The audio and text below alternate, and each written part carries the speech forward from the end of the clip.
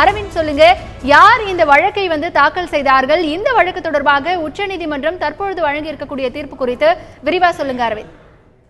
இது ஒரு வழக்காக தாக்கல் செய்யப்படவில்லை. இது ஒரு முறையீடாக உச்சநீதிமன்ற நீதிபதிகளிடம் முன்வைக்கப்பட்டது. குறிப்பாக உச்சநீதிமன்றத்தின் நடவடிக்கையை பொறுத்தவரை காலையில் நீதிமன்ற அலுவல் துவங்கும் முன்பே இது போன்ற முறையீடுகள் அனுமதிக்கப்படும். அப்போது தமிழகத்தை சேர்ந்த வழக்கறிஞர் கோவிலன், அதே போல வழக்கறிஞர் பிரபு உள்ளிட்டோர் உச்சநீதிமன்ற நீதிபதிகள் தீபக் மிஸ்ரா தலைமையிலான அமர்வு முன்பு இது போன்ற நாளையிலிருந்து பொங்கல் விழா துவங்க உள்ளது, ஜல்லிக்கட்டு நாளையிலிருந்து நடத்த வேண்டிய நிலை உள்ளது. தற்போது உச்சநீதிமன்றம் இன்னமும் இந்த தீர்ப்பை வழங்கவில்லை. எனவே விரைவாக தீர்ப்பு வழங்க வேண்டும், அதாவது பொங்கலுக்கு முன்னதாக தீர்ப்பு வழங்க வேண்டும் என்ற கோரிக்கையை முன்வைத்தனர்.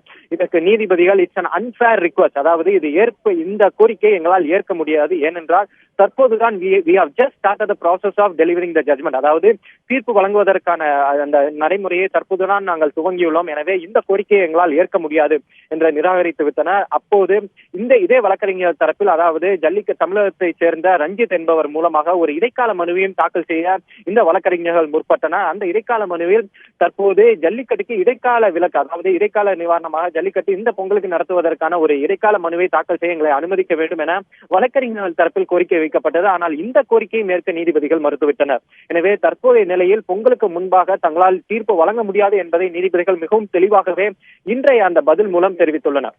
எப்போது இந்த ஜல்லிக்கட்டு தொடர்பான தீர்ப்பு வழங்கப்படும் அப்படின்னு சொல்லியிருக்காங்களா அரவிந்த்? ஏன்னா பொங்கலுக்கு முன்னாடி வழங்க முடியாது அப்படிங்கிற ஒரு நிலைப்பாட்டை தான் இதில் பார்க்க முடிகிறது. எப்பொழுது வழங்கப்படும் அப்படிங்கிற ஏதாவது சொல்லியிருக்காங்க? உச்சநீதிமன்றத்தை பொறுத்தவரை அது அவர்களுடைய டிஸ்கிரிட்டரி பவருக்கு உட்பட்டது, அவர்களுடைய அதிகாரத்துக்கு உட்பட்டது. எப்போது தீர்ப்பு வழங்க வேண்டும், எப்போது தீர்ப்பு வழங்கலாம் என்பது அந்தந்த நீதிபதிகளின் அதிகாரத்துக்கு உட்பட்டது. ஆனால் உயர்நீதிமன்றத்தை பொறுத்தவரை உயர்நீதிமன்றத்தில் ஒரு 3 மாதங்களுக்கு அதிகமாக ஒரு தீர்ப்பு தேதி குறிப்பிடாமல் ஒத்திவைக்கப்பட்டு தீர்ப்பு வழங்கப்படாமல் இருந்தால் அதை உச்சநீதிமன்றத்தில் முறையீடு செய்யலாம். இது போன்று உயர்நீதிமன்றம் இன்னும் தீர்ப்பு வழங்கவில்லை, நீங்கள் உத்தரவிட்டால் உயர்நீதிமன்றம் விரைவாக தீர்ப்பு வழங்க முடியும், எனவே உத்தரவிடுங்கள் என்று உச்சநீதிமன்றத்தில் முறையீடு செய்யலாம் உயர்நீதிமன்றத்திற்காக.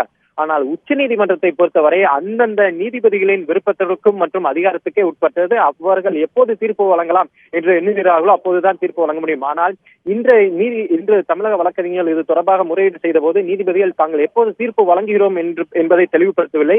ஆனால் we have just started the process of delivering the judgment, அதாவது தீர்ப்பு வழங்குவதற்கான நடைமுறையை நாங்கள் துவங்கி இருப்பதாக மட்டுமே தெரிவித்துள்ளனர். எனவே தீர்ப்பு விரைவில் வழங்கப்படுமா அல்லது பொங்கலுக்கு அடுத்த இந்த விடுமுறைக்கு பிறகு வழங்கப்படுமா என்பதும் ஒரு தெளிவான பதிலாக அவர்கள் எதுவும் தெரிவிக்கவில்லை. தற்போது we have just started the process of delivering the judgment என்று தான் குறிப்பிட்டுள்ளனர். எனவே எப்போது தீர்ப்பு வழங்கும் என்பதையும் நம்மால் மிகவும் தெளிவாக சொல்ல முடியாது.